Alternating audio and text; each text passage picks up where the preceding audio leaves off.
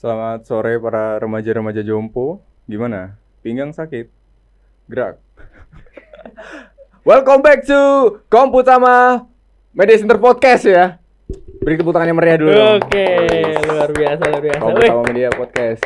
Penontonnya lebih banyak banget ya. Iya, ini ada Luar biasa. 2000 penonton di sini. Luar biasa ya. Amazing. Pada kesempatan kali ini kita kedatangan tamu spesial. Spesial banget ya. Pakai telur. Ini dia tuh apa ya? Salah satu guru yang mungkin asik lah. Oh yes. Asik. Dianggap asik ya. Dianggap asik. So asik itu ya? Iya, so asik kali. Sorry, Pak.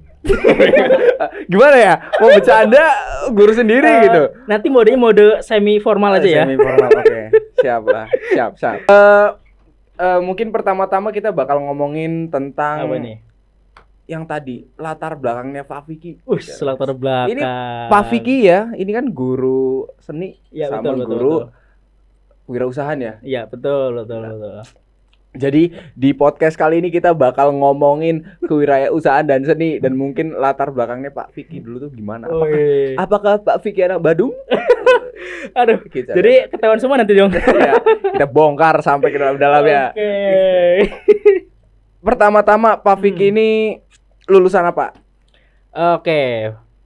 Namanya dulu apa gimana nih? Oh, nama boleh Iya, boleh oke. nama dulu silakan. Ini nama panggung apa nama panjang? nama apa aja dah. Oke. Kalau nama panggung atau nama terkenal tuh Vicky Ramdan. Vicky Ramdan. Iya, oke. Terus untuk latar belakang, ini latar belakang mau mulai dari mana dulu nih? Latar belakang dimulai dari ya yang standar aja lah, lulusan lah gitu. Lulusan lah. Dari PAUD, dari TK. Iya, nggak usah. Itu nggak perlu ya. Mau reuni sama teman-teman TK-nya. Ya dari SMK. Oh, gitu. SMK ya. Oke. Dari SMK kebetulan saya alumni sini juga. Wih, setia Luar banget biasa. ya. Setia banget ya. Gila. Berapa tahun di sini?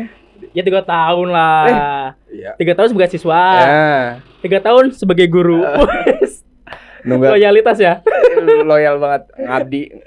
Jadi dari Komputama untuk Komputama. Kayak pejabat ya. Oh, waduh, yang mana itu? Nggak usah ya. Aduh, ngomongin pejabat kayak gini nih. Oke. Itu tadi lulusan SMK sini. Ya, SMK Komputama Jenang lulusan. Dulu tuh ngambil jurusannya TKJ malah. TKJ? Bener sekali, baru. Dulu TKJ ya. Tapi sekarang malah ngajarnya seni budaya. Nyambung banget ya. Tersesat saya dulu. 3 tahun tersesat. malah jadinya guru seni budaya ya. Berarti itu tertarik seni budaya itu dari SMK atau gimana? Kalau ngomong-ngomong dari seni itu mulai dari kapan? Terus sebenarnya dari kecil ya. Jadi bukan sebelum lahir ya, sudah lahir. Apa zigot? Dari zigot. Bukan. Jadi pas mulai suka tuh TK. TK itu sudah mulai kelihatan jiwa seninya ya. Jadi sudah sering coret-coret tuh. Jadi kalau ada kertas coret-coret tuh kan, rumah dicoret-coret dindingnya itu. Ya, nah, itu seni, jangan salah. Baju coret-coret. Terus meja yang di sekolahan dia jangan salah tuh dulu. Wah, ini gimana ini merusak properti sekolah ini? Jadi tuh seni ya, tapi yang tidak terfasilitasi gitu. Oh, iya. Bukan seni yang itu kan? Yang mural. Bukan yang gambar ini. Yang mana tuh? Ya, yang biasa di sekolah-sekolah ya, enggak usah. Bukan ya. Jadi gitu, dulu tuh dari kecil tuh udah seneng gambar, jadi sering coret-coret itu. Kebetulan basic seni itu kan seni rupa. Bergambar, terus drawing dan lain. Terus cuman waktu masuk SMK itu sebenarnya dulu pengen ya, itu termotivasi tuh pengen belajar komputer. Komputer karena kan udah zaman teknologi ya. Maksudnya kita nanti gaptek ya. Jadi yang terkenal di zaman saya itu Komputama dulu. Serius nih.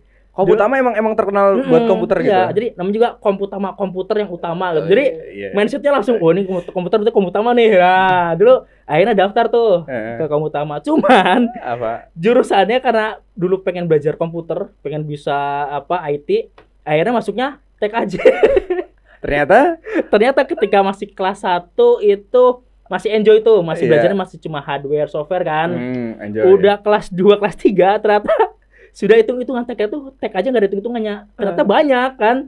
Bilangan biner apa tuh, aduh pusing kan. Kalau orang seni itu biasanya kalau ke hitung-hitungan tuh alergi tuh. Oh iya sih. Alergi angka kan? Iya enggak? Iya sih. Kamu maksudnya gitu enggak? Iya sih. Males banget. Apa ya? Apa itu angka? Jadi kalau ketemu angka udah pusing. Aduh langsung ya gitu. Jadi ternyata ketemunya angka. Biner kan, ngitung-ngitungan dan lain-lain gitu kan. IP address itu ngitung segini. Kelas 2, kelas 3 itu udah mulai meresahkan. Sudah mulai pengen pindah jurusan gitu. Dulu sempat pengen jurusan sampai ke wali kelas bilang kalau misalkan pindah jurusan bisa enggak gitu kan. Kemana?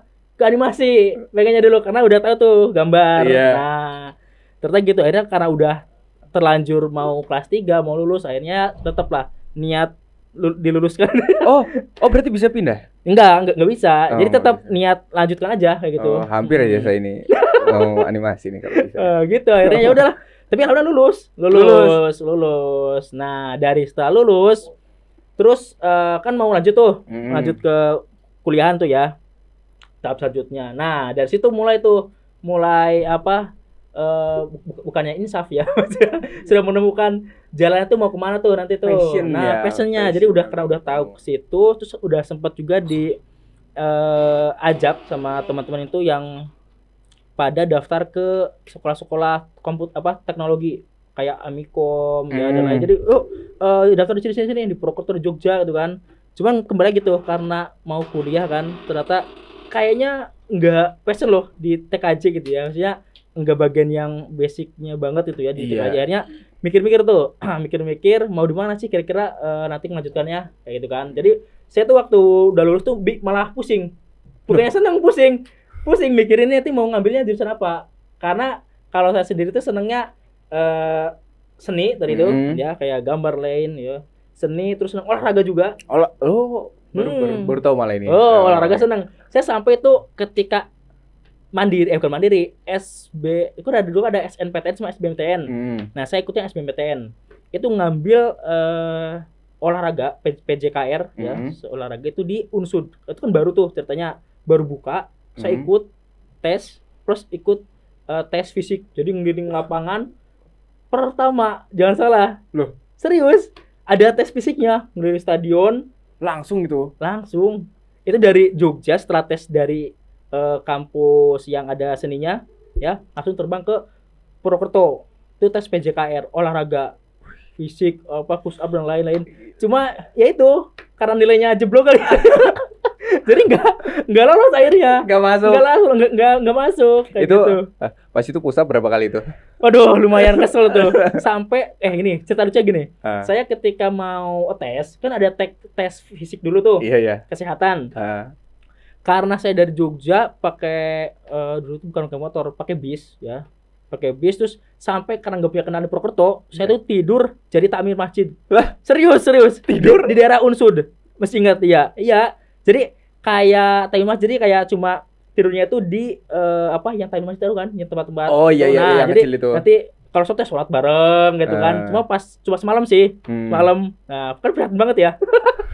Dari situ ke Unsur yang bagian stadionnya tuh, ada stadionnya tuh kan. Nah, di tes PJKR situ latihan bukan latihan, tes fisik. Tes fisik itu sampai ketika di tensi ya. Mungkin karena kurang istirahat ya, kurang tidur, capek dan lain. Iya, tensinya tinggi. Sampai tanya, "Mas, jenengan punya darah tinggi?" saking capeknya gitu ya. Iya, karena kurang istirahat memang dari Jogja selesai karena di waktunya kan berselang cuma 1 hari ya. Tes di Jogja langsung ke Purwokerto.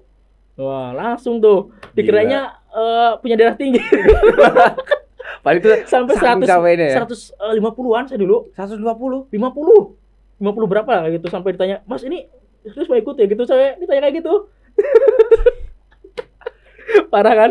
Habis jadi itu magang di masjid ya. Magang di masjid. Terus sampai kesel banget. Nah, ya udah akhirnya tes selesai kan. Bisa tinggal nunggu tes. Bukan nunggu tes, yang nunggu hasilnya tuh. Nunggu hasilnya. Ya, belum rezekinya ya. Akhirnya enggak lolos. Akhirnya ya. Malah habis itu.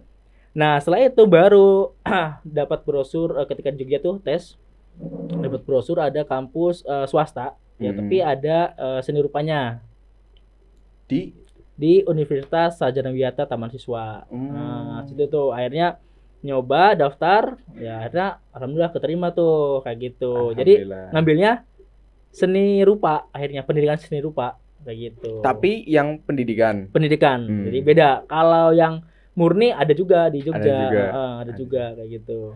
Tapi kenapa nggak mau masuk yang murni aja? Kenapa masuk pendidikan? Oh iya. Sebenarnya dulu itu karena mungkin kurang informasi ya untuk yang masalah murni apa yang pendidikan. Jadi pengennya tuh yang penting senangnya gambar, ya pengennya ke seni rupa gitu kan. Nah, cuma dapat informasinya tuh yang pendidikan dulu tuh. Ternyata ketika udah pertengahan semester ternyata ada namanya tuh yang diisi Jogja kan. Nah, itu tuh lebih ke murni. Ya kayak bisa lah anak-anak murni kan biasanya gondrong ya. Agak-agak ini ya. Seni bener-bener seni gitu kan. Kayak gitu. Oh iya asik juga sih ya, tapi lebih banyak prakteknya mungkin ya dan lain. Kalau yang pendidikan kan dibagi itu ada nanti pedagogik ya. Jadi kayak sebenarnya kita belajar ngajar sih kayak gitulah. Presentasi dan lain kayak gitu. Jadi seperti itu. Berarti kalau misalnya sekarang Pak Vicky masuk seni murni. Gitu, kira-kira bakal masuk Komputama apa enggak? Nah, kalau secara sistem itu tidak bisa. Nggak bisa ya. Karena kalau dari murni nanti mau ke ngajar gitu ya, itu nanti harus semacam bukan apa sih pelatihan apa ya, pokoknya nanti harus dapat akta 4 itu buat kayak semacam sertifikat pengajar. Itu harus punya. Tapi kalau yang di kampus saya karena pendidikan itu udah ada. Kayak gitu. Jadi gelarnya juga beda. Nah, nanti terakhirnya tuh kalau yang pendidikan saya tuh meskipun seni rupa itu gelarnya SPD tetap pendidikan. Oh, tetap SPD. Tapi kalau yang murni SSN. Sarjana seni. Oh, kayak gitu. Gitu guys. Jadi bedanya masuk seni murni dan seni. Betul. Ini buat yang lain juga mungkin ya yang mau mungkin melanjutkan kuliah yang lain itu bisa tuh referensi kayak gitu. Nanti beda juga pembelajarannya. Iya gitu. sih, iya. Oke, mungkin selanjutnya kita ngomongin masih tentang Pak Vicky. Kemarin denger nih habis dapat apa nih sertifikat dari mana tuh, Teng? Sertifikat yang mana ya? yang wirausahawan itu kan aku ngikutin terus tuh gitu. Story. Saya riset follower ya. Riset sebelum podcast ini. Oh, ini Pak Vicky ini gimana nih? Oh gitu ya. Ternyata habis dapat. Oke. Itu sebenarnya yang historikan itu ini sih cerita ada semacam program pelatihan online gitu tuh tentang kewirausahaan. Tapi di konteksnya di situ bukan hanya cuma perusahaan kayak di bidang pendidikan ya, kayak guru, pelatihan enggak, bebas itu. Pelaku usaha malah lebih ke pelaku usaha. Jadi kayak misalkan bisnismen yang asli loh, murni kayak gitu kan. Nanti ada pelatihan mulai dari mungkin pengemasan produk dan lain, komplit sampai keuangan begitu. Itu salah satu program dari UKM Indonesia. UKM. Itu berapa lama itu ikut itu? Kalau saya udah hampir sebulanan. Cuma beberapa tahap sih. Jadi nanti ada yang tahap 1, 2, 3, 4. Misalkan Andra lolos tahap 1 tuh. Nah, nanti dia akan bisa naik ke tahap 2. Kayak naik kelas lah kayak gitu. Nah, saya sekarang udah ke tahap 4 sih kayak gitu. Tapi asik sih pembelajaran ini sebenarnya boleh diikuti sama semua kalangan. Siswa juga bisa sebenarnya. Oh, boleh. Boleh, tapi yang udah punya usaha sih.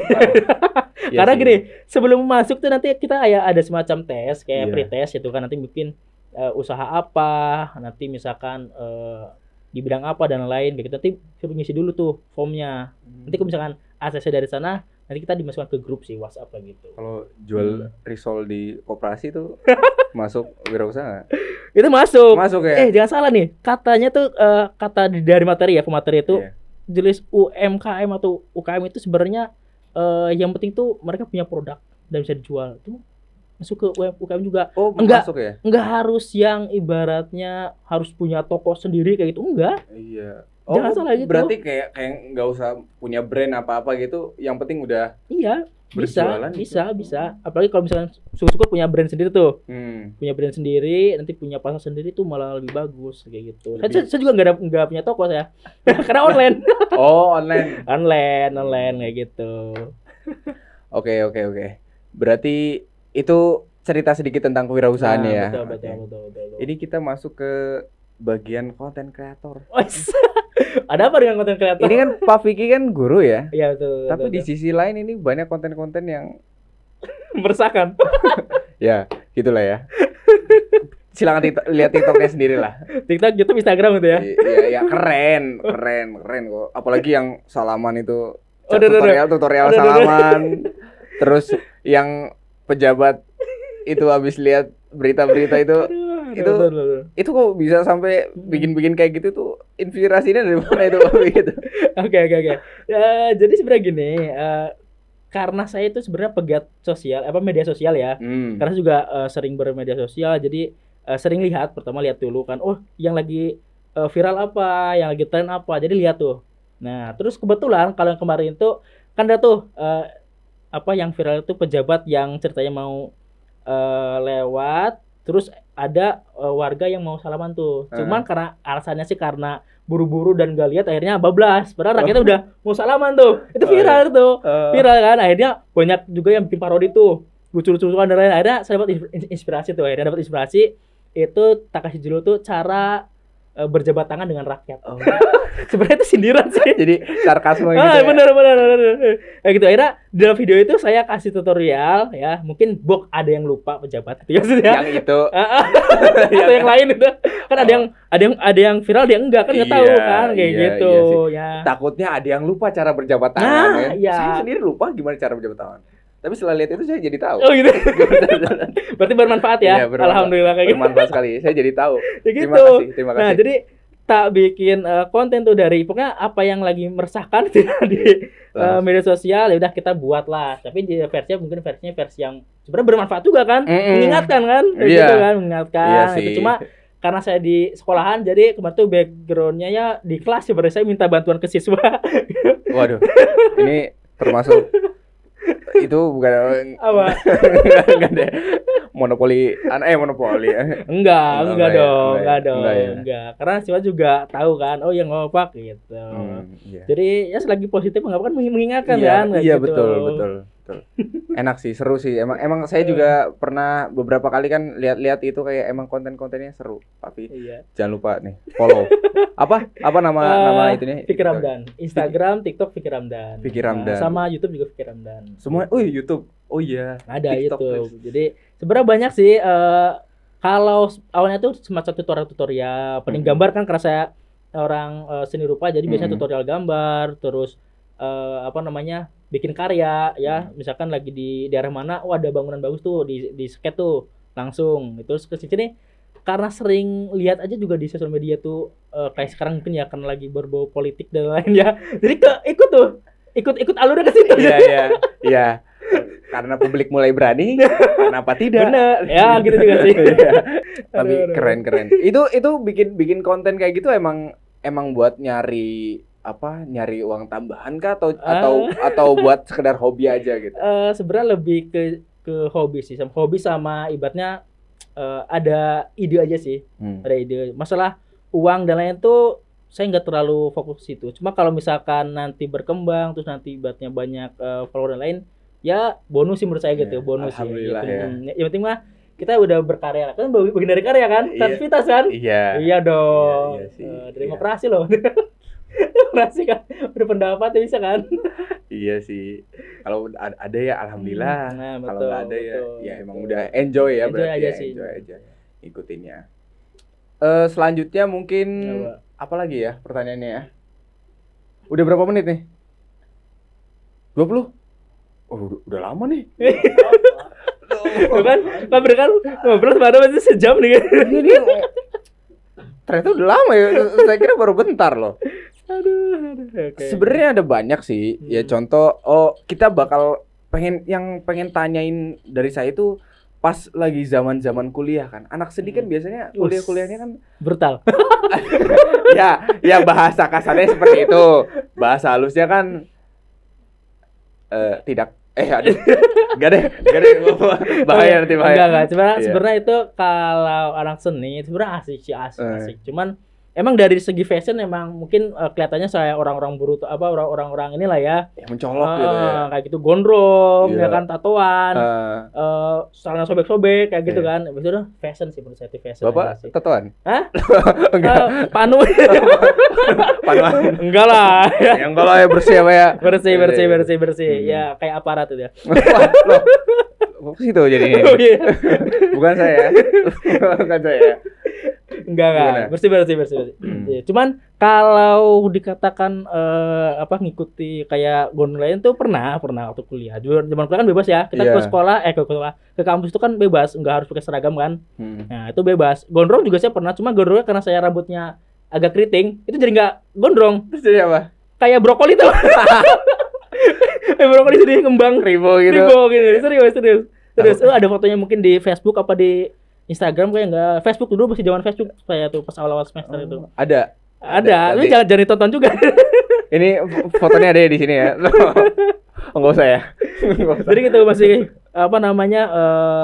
gondrong versi brokoli gitu lah ya kayak gitu. Terus juga jarang mandi, emang dikatakan jarang mandi emang iya sih. Dulu kalau anak seni kalau ngampus itu biasanya enggak mandi rata-rata. Cuci muka, ya kelihatan udah ini baru berangkat. Itu biar apa kayak gitu. Enggak gini. Biasanya kalau orang seni itu memang mungkin bukan enggak hobi mandi sebenarnya. Karena aktivitas mereka itu biasanya itu lebih asik karena berkarya. Nah, ketika mereka asik berkarya bisa lupa waktu, lupa waktu misalkan ini udah sore nih, malam, lupa mandi dan lain. Jadi mungkin persentase untuk ke situ sedikit. Jadi lebih ke persentase untuk berkaryanya sih. Jadi saking asik berkarya kadang lupa makan juga, kadang cuma misalnya Indomie doang gitu ya, makan mie doang terus lupa gitu kan makan yang lainnya kayak gitu. Udah bener-bener anak seni ya, lupa dunia. Kayak gitu. Terus juga kalau misalnya anak seni itu biasanya bisa dikatakan dia tuh kayak gue yang paling seni gitu loh. Si paling seni. Jadi dari fashion tuh biasanya menceritakan orang seni. Kaosan doang. Kalau di kampus ini gitu, kaosan pakai tote bag berangkatnya tuh. Oh iya. Nah, tote bag cuma pakai kemeja kalau nggak hem. Terus celananya sengaja tuh disobek gini nih ya. Saya juga dulu gitu. Itu biar apa kayak gitu? Biar katakan kan orang seni kan gitu ya, bebas. Ekspresi gitu. Saya dulu sempat gitu juga pas awal semester itu celananya celana jeans biasa gitu kan. Cuma karena yang lain pada sobek-sobek, akhirnya karena emang udah sobek dikit ya kan. Karena udah bulukan dikit ya. Akhirnya tuh sobek lu. 15 supaya terlihatnya terencana ya. Padahal memang itu udah bolong. Sekarang di online shop kan malah yang celana sobek-sobek kan malah yang mahal ya. Iya benar. Nah, situ tuh. Jadi kita mulai tuh ke kampus celana sobek ya dan lain gitu. Terus pakai kaos doang gitu tuh. Sebenarnya kalau di kampus saya tuh kebetulan kan pendidikan. Sebenarnya kalau untuk praktek itu memang boleh pakai kaos ya. Terus misalkan celana sobek itu boleh, nggak apa-apa. Kayak misalkan lagi matung ya, lagi bikin berhala. Lagi apa ini? Lagi bikin patung dajjal apa ini berhala. Jawaban dulu tuh gini, mau kemana? Kuliah apa? Bikin berhala. Karena matung kan. Matung gitu kan. Itu istilah guyonan lah kayak gitu kan. Ya tuh, jadi pada cuma kaos, celana sobek dan lain itu sering banget kotor-kotoran kan, tanah kan. Cuma kalau bagian teori biasanya emang agak menghormati dosen. Dosen dan ibaratnya sistem pendidikan lah ya kayak gitu. Jadi minimal tuh pakai kaos polo yang ada kerahnya. Oh iya. Jadi kaos tuh pakai ada kerah. Nah, itu minimal seperti itu. Oh, yang biasa kaos golf gitu ya. Gitu. Minimal seperti itu. Syukur-syukur ke batik. Batik pakai kemeja kayak gitu. Ya, ini udah mencari guru kan? Guru. Orang ini berarti bedanya kuliah seni yang murni dan seni pendidikan itu dari pakaian juga ya? Betul. Kalau anak isi mungkin ya yang murni mungkin nggak jarang mungkin ya pakai batik terus klimis dan lain-lain. Jarang, mungkin malah nggak ada kayak gitu. Sama sekali berarti. Rata seperti teman saya. Jadi kalau yang mungkin seninya pendidikan tuh masih ketika tergantung sikon. Kalau lagi kuliah teori ya mereka bisa pakai batik. Karena itu kan ada magang, itu pakai batik, pakai kemeja dan lain. Cuma kalau praktek emang agak gitu sih fashionnya. Kaosan ya. Kaosnya juga kan kaos yang kotor, sengaja bekas cat gitu, tumpah-tumpahin. Oh, bukan estetik gitu ya. Oh, itu bukan karena emang keciprat, itu sengaja nyipretin gitu ya. Biar kelihatan seni banget tuh kan. Wah, si paling seni. Benar itu. Terus tasnya juga kan tote bag tuh biasanya tuh. Tote bag kalau saya dulu tuh pakai tas arsitek, tau enggak? Yang kayak tabung gede. Yang kayak tabung pipa itu ada tuh yang ke atas arsitek tuh. Jadi isinya tuh kertas. Isinya tuh kertas panjang kan, karena kan kalau di sini kalau kertas itu kan tidak boleh dilipat. Apalagi yang ada gambarnya. Itu sebetulnya tidak menghormati karya sih kayak gitu kan. Jadi caranya tuh digulung. Bener, digulung masukkan. Nah, nanti kan kalau mau dipakai tinggal dijajarin aja. Kayak gitu. Jadi dia jangan dilipat kayak gitu sih. Nah, itu gitu. Paling seni lah. Dari motor juga, kendaraan juga orang seni biasanya lebih ke klasik-klasik ya, pitung gitu. Dia kalau misalkan ke sini pakai motor-motor CBR gitu ya. Jarang. Dia malah enggak ada, malah karena Vespa, pitung, Supra. Bapak? Saya dulu Supra. Ya, karena dari orang tua itu dulu dipinjemin loh ya. Dipinjemin tuh untuk kuliah motor Supra. Tahu kan Supra yang kalau pas berangkat tuh dulu saya dari Cilacap tuh ke Kebumen, tahu kan jalan yang lurus, jalan Denles. Itu kalau di jalan perasaan paling ngebut. Wah, gitu kan. Perasaan giginya udah pol, gas udah pol, ternyata dari samping mobil motor Beat. Saya yang paling cepat di sini. Ternyata sampingnya ada yang nyalip gitu kan, Bang. Tapi iya sih. Kemarin juga saya ke Cilacap naik motor Supra gitu rasanya. Emang ini kenceng banget ya. Terus paling kenceng ada yang lebih kenceng kan? Ternyata tidak ada apa-apa aja. Cuma enjoy. Emang enjoy naik Supra itu. Enak sih, nyaman sih. Saya juga nyaman sendiri. Benar. Oke.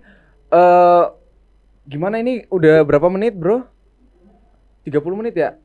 Udah aja, Pak. Udah 30 menit kan? Waduh. Udah lama banget, Pak. Mungkin besok bikin part 2, part 3, part 4 sampai part 10 gitu.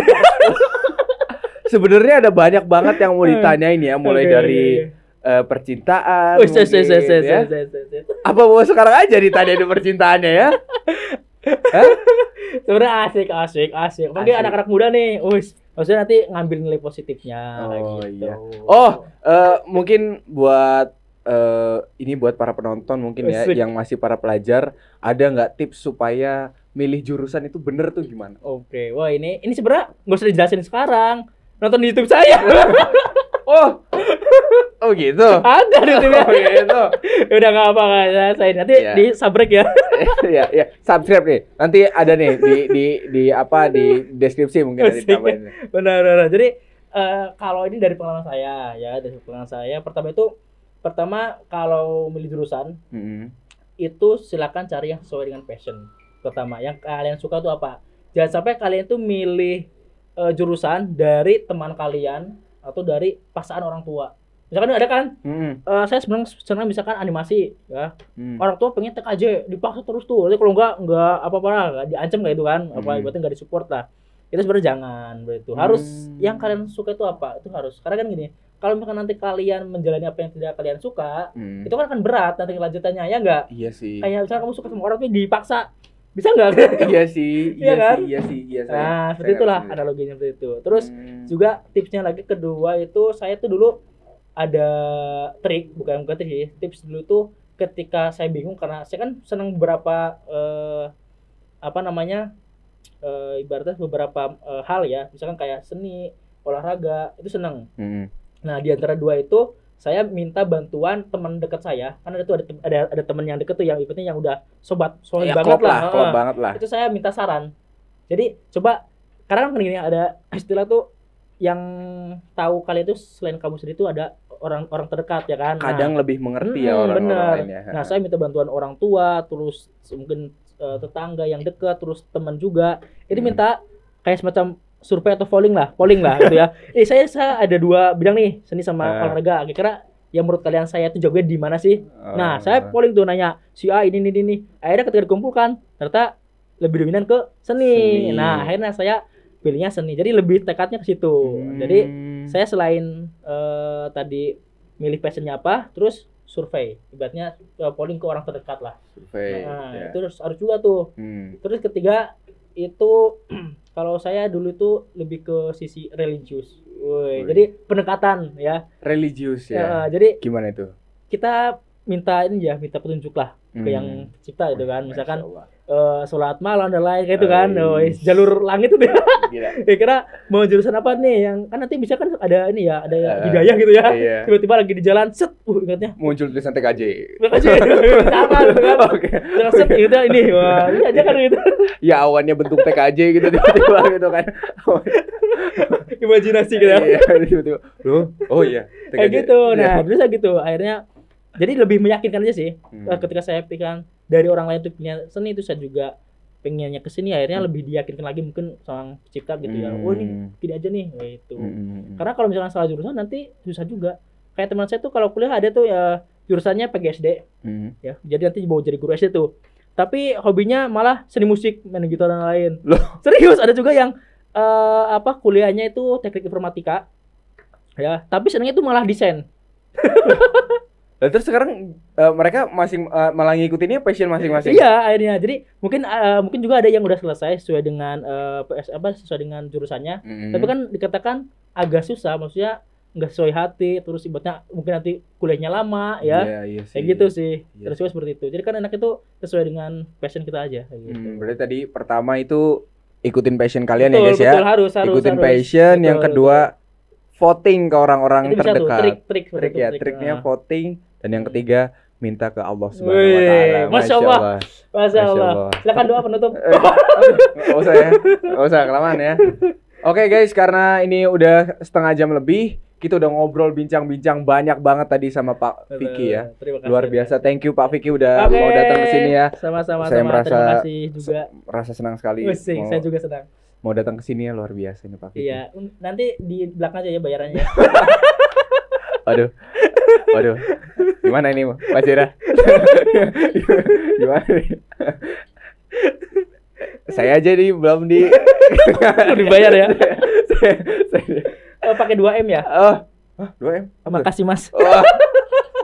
Iya. Ya itu mungkin. Oke, kita udahin dulu di sini. Thank you teman-teman semua yang udah nonton kita dari awal sampai akhir. Tadi kita udah ngomongin tentang latar belakangnya Pak Vicky, tentang seni, tentang politik dikit tadi ya. Konten kreator juga udah, wah banyak banget yang udah kita omongin. Jangan lupa share kalau menurut kalian ini video bermanfaat. Kalau nggak bermanfaat, share. Saya maksa ini ya, share ya. Pokoknya share. Mau ke grup apalah, grup pecinta hewan, grup keluarga, grup apa aja dah, pokoknya di share ya. Grup akhirat tadi. Grup akhirat. Maksudnya kan ini pejuang akhirat tuh Mas. Boleh. Terserah kalian dah mau share-nya kemana. Oke, thank you for watching. Jangan lupa like, comment, dan subscribe. Dan komennya itu kalian bisa komen-komen kira-kira narasumber selanjutnya siapa sih. Nah, boleh. Mancing ya. Iya, mancing. Iya. Dan juga jangan lupa follow sosmed-sosmednya Pak Vicky ya. Siap, ditunggu karya selanjutnya gitu ya. Oke, ditunggu ya. Siap. Siap. Oke, bye-bye semuanya. Bye-bye, thank you. Thank you.